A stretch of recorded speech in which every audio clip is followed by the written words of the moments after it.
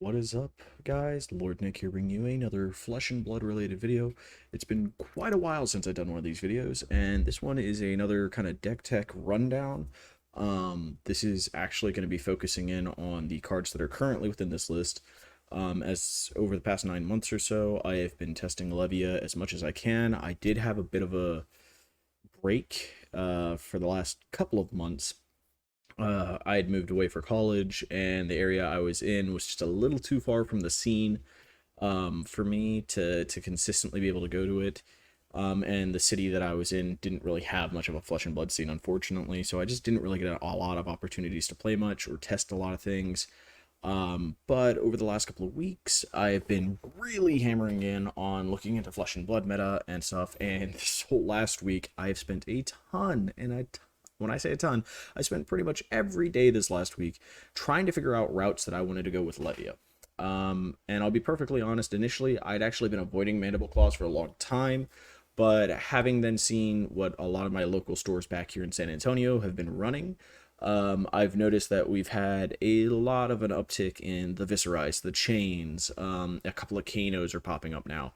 So we have a lot of arcane damage, so I needed to be able to have available things that could block arcane for me, that didn't necessarily have to replace one of my more needed equipment pieces. And so one of the best ways to do that was actually adding claw. And now having played with claw for over a week, for just under a week or so, I've played probably about 20 matches in that time. In the past like 4 days, I've probably played about 20 matches. Um, and with Mandible Claws, and I've really come to love Mandible Claws for that. But anyhow, there's a little bit of a rant there about how I've been doing and stuff. But let's get into the actual deck list. You can find this deck list on FabTCG, by the way, or fabdb.net. I'm posting it in the Discord under the Levia mains as well, just for everybody to kind of take a look at it. But this list is, I'm calling it the Duality of Levia because it kind of actually incorporates a little bit of both. I have Mandible Claws, and then I have sideboard options that also include the our club, our fun romping club, because we got to romp every now and then. And it's to try to give you as much versatility in the build for Levia to be able to handle as many matchups as possible, which is somewhat difficult to do. But the biggest way of being able to accomplish that is actually by taking out as much of the variance within Levia. So like one of the biggest variance issues that Levia has had is the fact of trying to balance out how much blood debt is enough blood debt and how much blood debt is too much blood debt. And so I've actually kind of limited it down to only having key component cards that you really kind of need that have blood debt, and a few of them that I've just found are very useful, at least in the main board aspect of it. But as we're getting into it, let's start off with the equipment for our main board equipment. It should be kind of self-explanatory. You can see it here at the top, but or at least most of them are somewhat self-explanatory. But we'll kind of get into it. Mandible Claws, I think, is just honestly, I think Mandible is just the best into most of the matchups that I'm running into, at least matchups I've seen here in San Antonio. And a lot of the matchups I've been seeing online, and then with the fact that wizards are coming up, having mandibles just means you can push a little bit of extra damage on some of your maybe not so big turns, but still make your turns a little bit more big because you need to be able to push in a little extra damage to be able to take wizard out. And if you can force them to block or force them to try to get a little too aggressive early, you can actually take the tempo and kind of take them out of the game before they have a chance to take you out.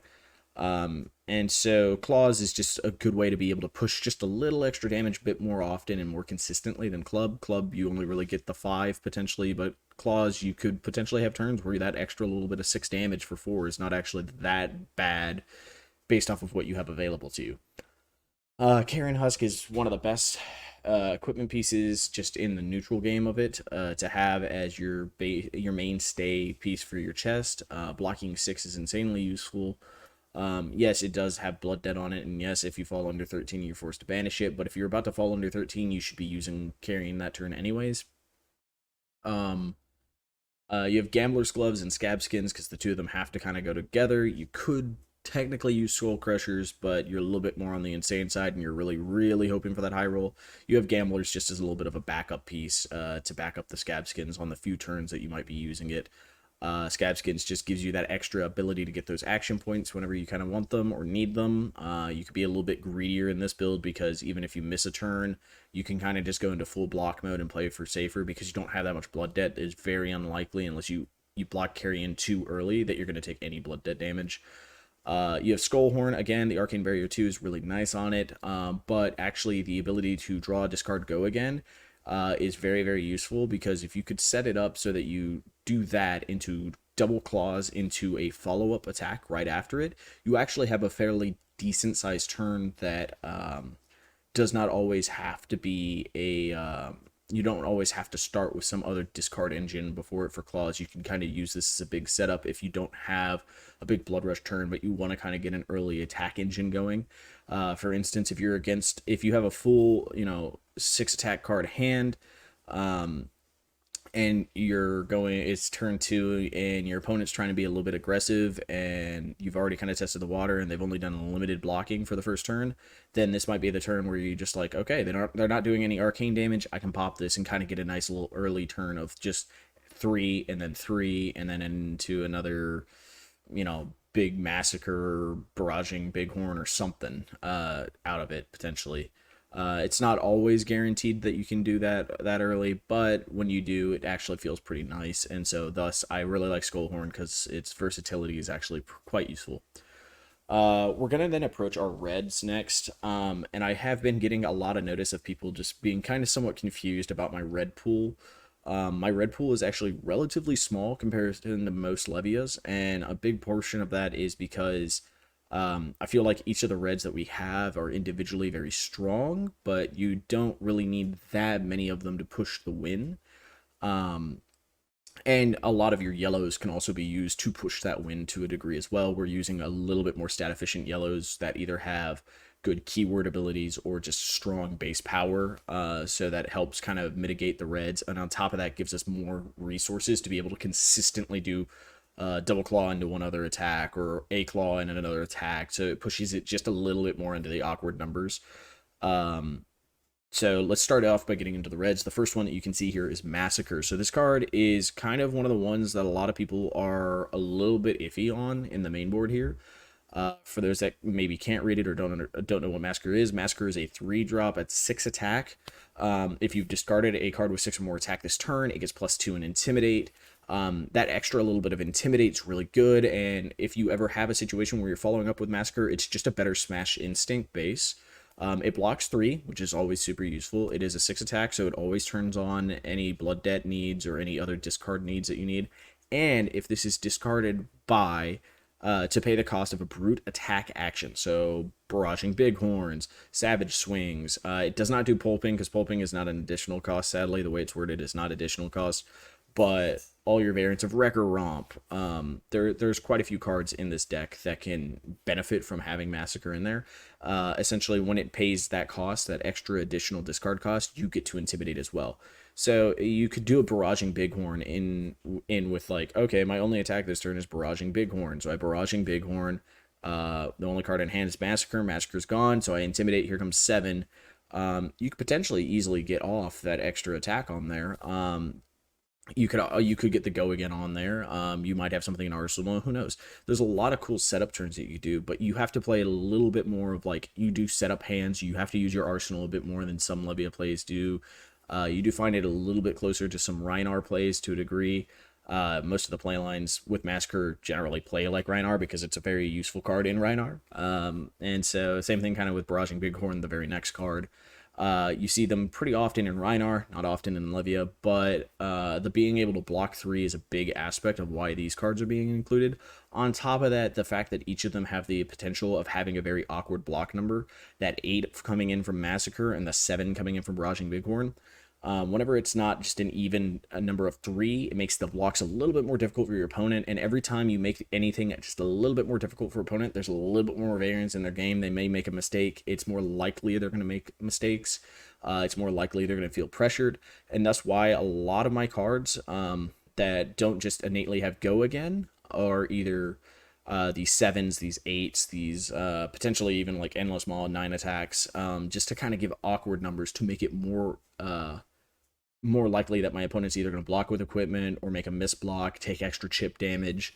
That little chip damage adds up so that you can set up for a great Art of War or Blood Rush Bellows turn to go off and take out your opponents.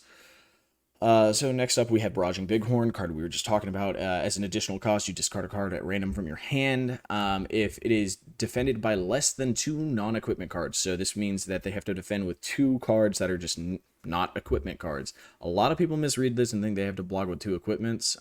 Make sure to correct your opponents. Be the good guy. Correct your opponents and let them know, no, no, no, no, you have to block with non-equipment. So any normal cards, you have to block with 2 of them. 2 from your hand or 1 from your arsenal, whatever. If they don't do that, though, if they don't meet that requirement, it gains Go Again. And so some of the argument a lot of people have against this card is the fact that it's going to give your opponent the choice to give it Go Again or not. And that choice is not necessarily that matterful. I've had some arguments in the past that it's like, well, you're trading 2 cards to get 2 cards out of your opponent. That's not that big, but if you're only getting 2 cards from your opponent, you're getting in that chip 1. And chip 1 doesn't sound like a lot, but if you do it 2, 3, 4 times in a game, you're looking like a little bit of extra damage, which just makes when you do have bigger turns, when you do have hard to block turns, they're at a little bit lower life, and it becomes even more awkward at those times. The value of just getting in an extra 1 or 2 damage is pretty huge. Or in the case of they only block with 1 of it and you get Go Again, the card just has upside. We have 6 cards that want to be discarded. If there were a few more cards that wanted to be discarded, I would love this card even more. But also, if you don't have tempo, so when you have tempo, or if it's early on in the game and tempo hasn't really been decided by either side yet, Bighorn is a really great attack. Otherwise, it blocks 3, which is not always the case with some cards that we've been seeing in the recent trends that have Go Again or potential for Go Again. And Bighorn just does. On top of that, though, you might argue, well, a lot of Blood Debt cards have block 3, but if you're filling up your graveyard with Blood Debts, the few Blood Debts that you then do play are going to guarantee put Blood Debt into your banish zone, and if you don't keep doing that at that point, you're going to end up dying. In the case of this deck, you have a lot of 6 and 7 and 8 attacks, and there's only 12 Blood Debt cards in the main board. So if you only have 12 in the main board, the maximum you could potentially take is 11, and the reason the maximum is 11 is there's no way to get the last card that banishes 3 into the banish zone. And on top of that, you'd have to high roll into banishing nothing but Blood Debt cards in most of those scenarios. So it's just unlikely you're going to get up there. So most of the time you might look at like 5 Blood Debt, which does mean it becomes a little bit more tricky to banish later if you do have that 5 Blood Debt, which is where you kind of want to end this in the mid game, but you have good ways of closing it out or pressuring the early game a little bit more in this deck that doesn't initially put you on a clock as early as your opponent, as a more Blood Debt heavy deck. Now, we still have the 2 standard cards. I don't think I really need to explain Dread Screamers and Endless Smalls to people. Dread Screamer Reds are just super impactful. They're 6 attack, pretty much always guaranteed Go Again. It's just a really solid card. It banishes 3 from your yard. And if any of them are 6 more attack, it has Go Again. So it's pretty much always Go Again. It comes in with 6 attack. It's just a very solid card, and it blocks 3. I mean, that is impactful. You need to be able to block 3. Despite it wanting to be brute and wanting to go in and constantly attack, you do need to be able to block. So you're going to hear that a lot. A lot of these things block 3. There are a handful of cards that don't block, or they block less than 3, but they're there for the single-minded use of what they're there for. Endless Maw is a 6 attack for 3 at 3. That also blocks 3. It is a red. Now, note, yes, this card is base 6, and if you don't happen to hit the 6 attack, which means you shouldn't be playing this card unless you can pretty much guarantee that it will happen, it's just 6. But if you banish a 6 attack card, because it banishes 3 of them, then it gets plus 3, so it becomes 9. And while that's not as much of an awkward breakpoint as like 10 or 8, it's still a really good one because it guarantees if they want to block it out, it's 3 cards or multiple equipments, and most of the time this one will guarantee a little bit of extra damage into the pool, which is just awesome. Next up we have Pulping Reds. It is a 6 attack for 2. You draw a card, discard a card at random from your hand. If it is a 6 or more, this card gains Dominate, and if this card is not blocked, this has the same type of text as Bighorn.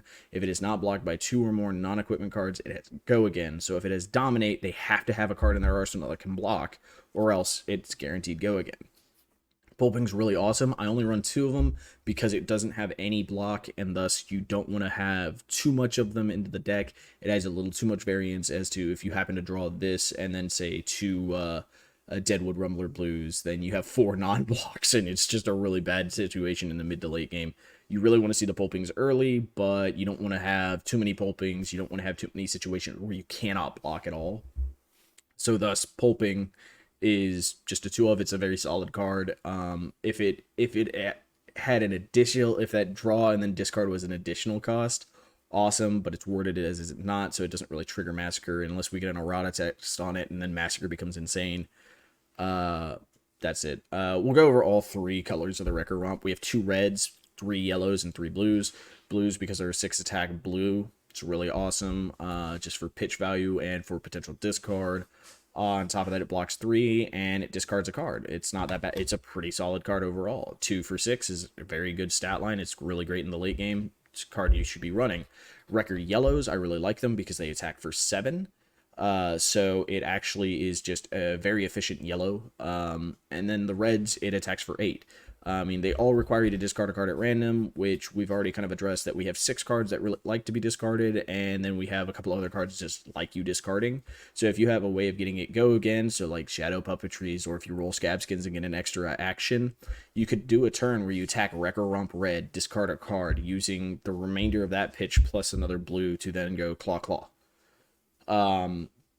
It can happen, and it happens quite often actually in this deck. Thus, it actually works out pretty well. You end up seeing yourself rolling Scab Skins a bit more aggressively, because even if you only get 1, well, you're at those awkward breakpoint of cards, so you'll trade 1 or 2 cards for them to have to block more.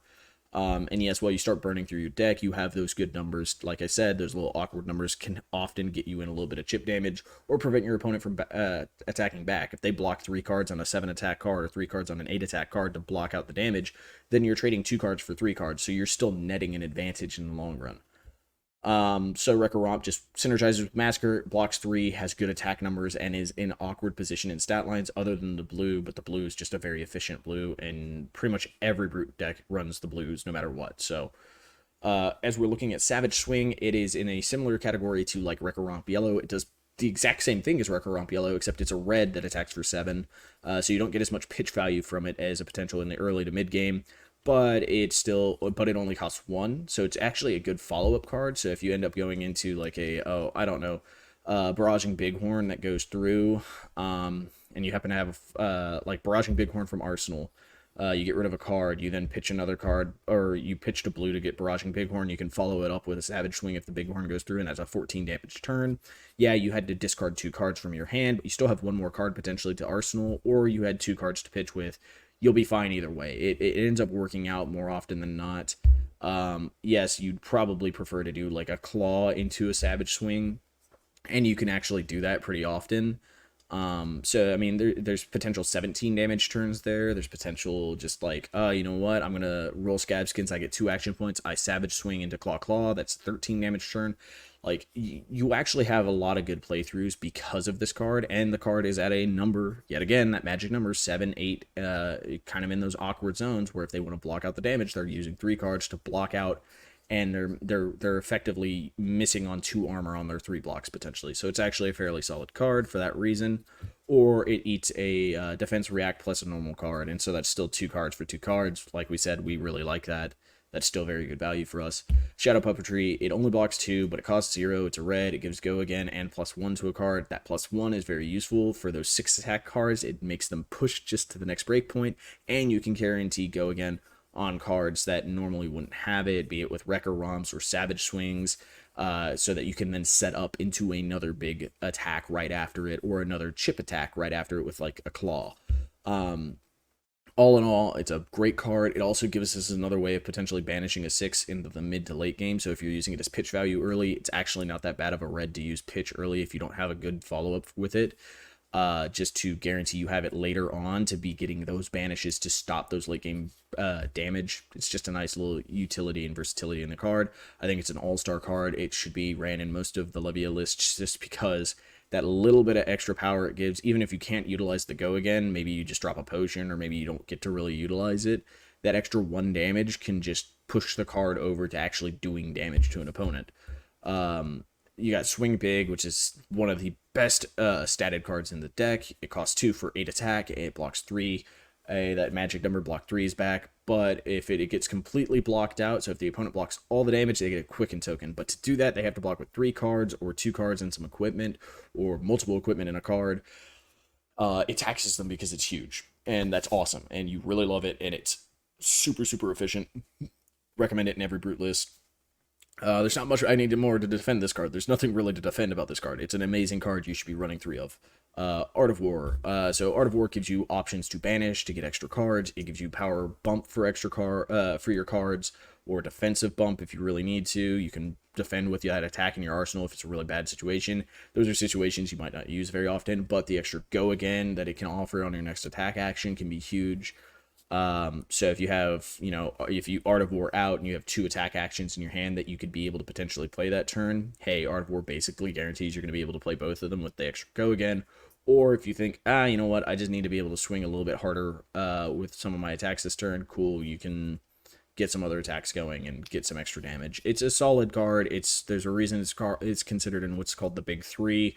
It's a 2 of in the list because it adds extra banish, but you don't want to have to. If you hit it too often, you can't defend with it really on its own. So you could potentially argue to run a 3rd. I think 2 is the magic number. I think it feels great. Next up, we have Smash Instincts. So I did mention that I thought Massacre is just a better Smash Instinct Red because it adds an extra damage potentially most of the time. Smash Instinct Reds were really good, but the yellows are solid. Yes, it's only 6 attack, but it has an Intimidate to make up for the fact that it's only 6 attack. That Intimidate means that they could end up with some awkward blocks because you might accidentally hit the card that they really want to block with, and now they're stuck with the choice: do I block or do I not? It is a 6 attack, so it gets discarded and really triggers everything. It can be banished and trigger stuff. It blocks 3, which is nice, and it's a pitch value of 2, which is super important when most of our cards cost 2 or 3. Having extra pitch value is very nice. Thus why the yellows are here, not the reds. Beast Within, just a solid pitch card, or one of those, it's another 3 cards that really want to get discarded to give you extra cards back. Yeah, you might take damage from it, but and this weekend I did a lot of damage from it, actually, yesterday when I won our 3-0 Armory event, 3-0 at the Armory event. I think one of the games I took a grand total of 15 damage from 3 different Beast Withins. One of them was like 2, one of them was like, so let me think. It was 2, 6, 5. So what is that? That's a 13 damage from Beast Withins. It's a very unlucky pull on Beast Withins, but that can happen. It's unlikely to happen, but it can happen, and it's kind of funny when it does. And most of the time, if that does happen, it hopefully doesn't lose you the game, but it can. There is a chance it could backfire and kill you, but it's not likely that will happen. It's just extra card value most of the time, and that's super useful. Blood Rush Bellow, you have to discard a card. It gives you bonus damage to your brute attacks, and if the card discarded is 6 or more attack, this card gains go again, and you draw 2 cards. So pretty much always you want to use Blood Rush Bellow when you can guarantee it goes off, because then you gain 2 cards, and all your brute attacks get plus damage. So this immediately means you can do Blood Rush Bellows into claw, into another attack, or claw, another attack, another attack.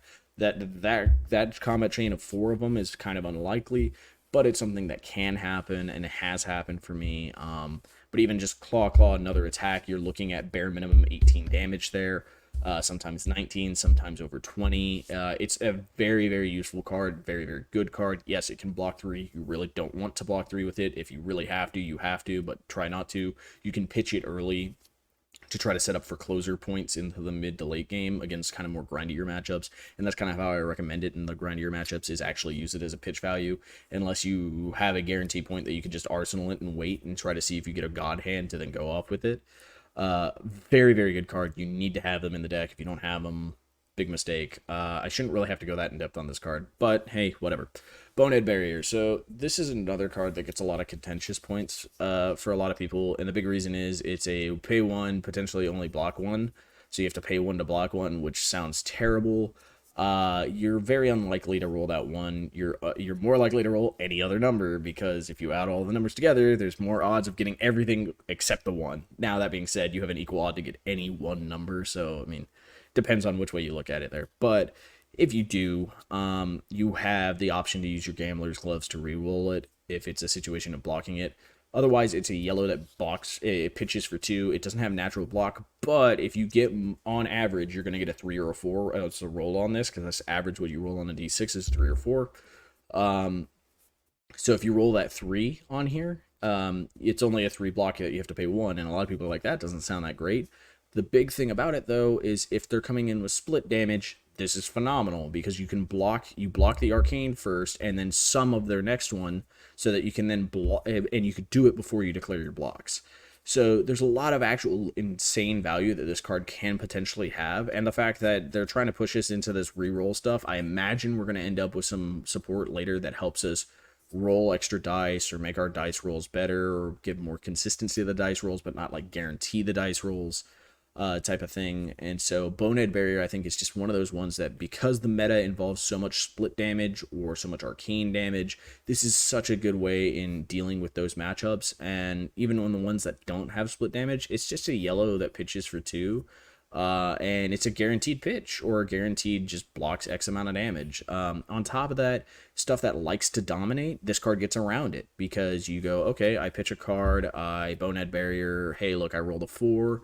It's taking 4 off of that, so now I have to figure out how to block just however much that is now, with 7, which is a much more manageable block number. Even with just one card potentially. Maybe not in the main board here, but we have some options in the sideboard like the Guardian that you can see there potentially. Onto our blues though, we have Convulsions. I'm only running 2 Convulsions. 3 Convulsions I think is a little overkill. It does cost 2. It does give you Banish in the late game, which is super important, and it gives you Dominate and +1 if you hit a 6, so it helps close out the games, but I don't think you need more than 2. It's pretty solid. Unworldly, no real need explanation. It's a standard blue that's in all of them. It gives you Banish in the late game, like I said, or early game, and it gives extra damage to Brute or Shadow cards, so that's pretty nice. And it only costs 1, so it's a very effective card. It blocks 3, same thing with Convulsions, block 3, and they both pitch for 3. Very solid. Soul Harvest, solid 6. It's a blue 6.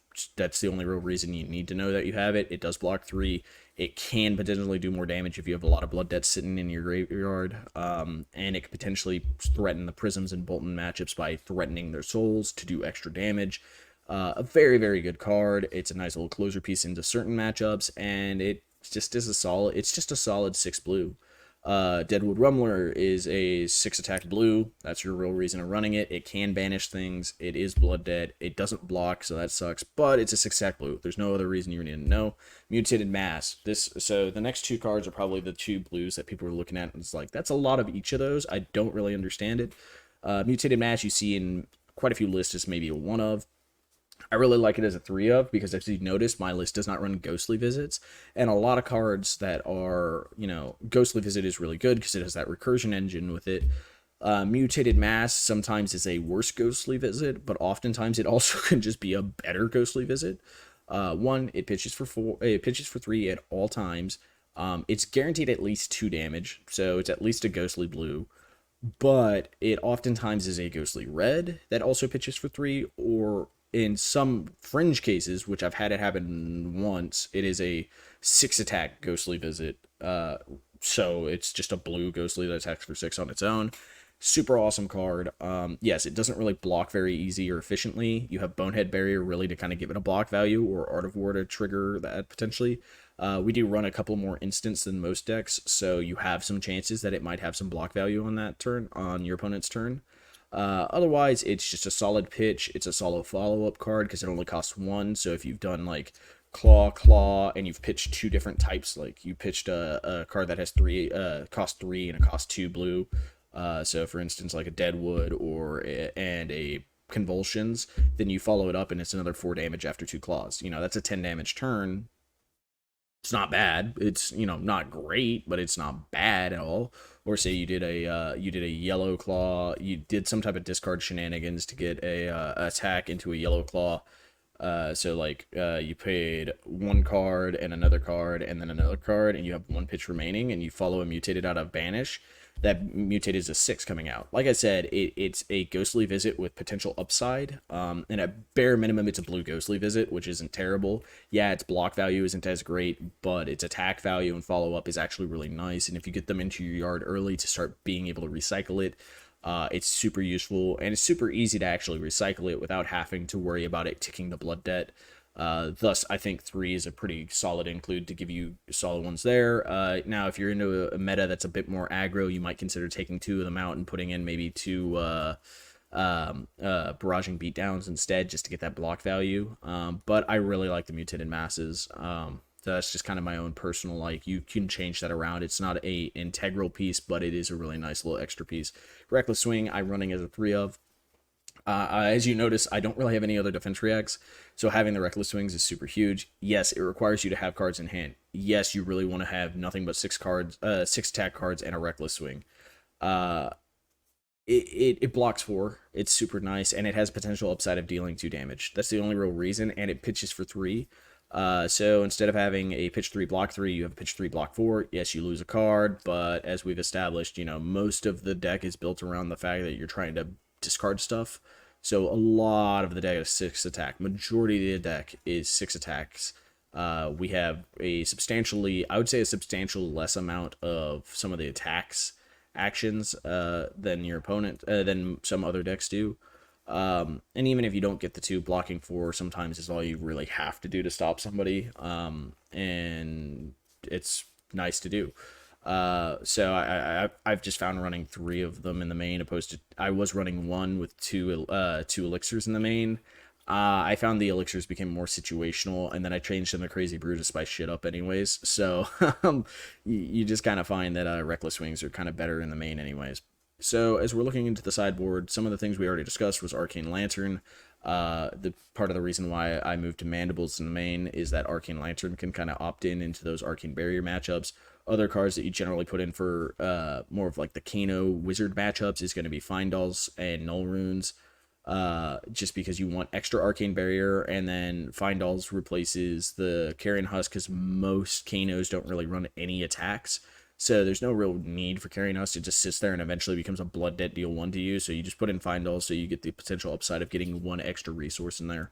Now, in the current list that I'm actually running, I don't have Findalls, but that's only because I don't own Findalls, but it is the card that I recommend in the slot, so it's just good there. Arcane Barrier, like I said, you're going to put those in for your Kano matchups. You're going to want to potentially opt those in for, like, Viserai or other Rune Blades, though against Rune Blades, I'd say try to test it out. In most of the decks I've gone against Rune Blades, I haven't actually really needed the Null Runes, and I didn't have the Lantern until this weekend, and this weekend I went against Kano, and it was fine there, but I didn't really have anything for against, I didn't really have any Rune Blades to test it against, and previously Skullhorn had actually done pretty well there, but if you're against Rune Blades, putting this in would probably fit just fine, because you can activate it for each different rune chant, so one of the other, you don't really need both, but you can put both if you really feel like they're gonna do some type of just like multiple arcane and one's type of damage.